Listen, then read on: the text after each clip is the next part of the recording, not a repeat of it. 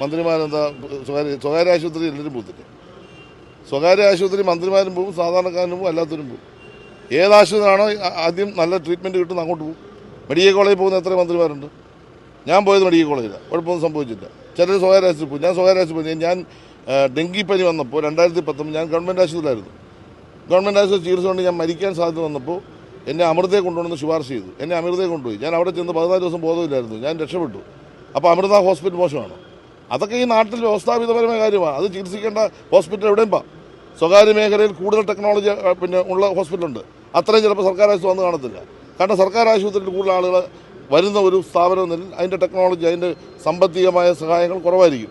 ഒരു സ്വകാര്യ ആശുപത്രി കൂടുതൽ ടെക്നോളജി വരും. അപ്പോൾ കൂടുതൽ ചികിത്സ അവിടെ കിട്ടും, അങ്ങോട്ട് പോകണം. അതൊക്കെയാണ് ഇവിടുത്തെ പ്രശ്നം. ഇവിടുത്തെ പ്രശ്നം എന്താ? സാധാരണക്കാരനെ ആശ്രയിക്കുന്ന പൊതുജനാരോഗ്യ മേഖല തകർക്കാൻ നടത്തുന്ന ഗൂഢാലോചനയാണ്. അതിനകത്ത് ഒരു ബലിയാടാക്കിയിരിക്കുകയാണ് വീണ ജോർജിനെ. ഇല്ല, പാവം സ്ത്രീ അവരെന്ത് ചെയ്തു? അവരെന്ത് ചെയ്യണം? അതുകൊണ്ടല്ലേ എല്ലാവരും ഇവിടെ ഇറങ്ങിയിരിക്കുന്നത്. അതൊന്നും ഞങ്ങൾ അംഗീകരിച്ചു കൊടുക്കത്തില്ല, ഒരു തരത്തിലും അംഗീകരിച്ചു കൊടുക്കത്തില്ല. വീണ ജോർജിനെ സംരക്ഷിക്കും, പൊതുജനാരോഗ്യത്തെയും ഞങ്ങൾ സംരക്ഷിക്കും.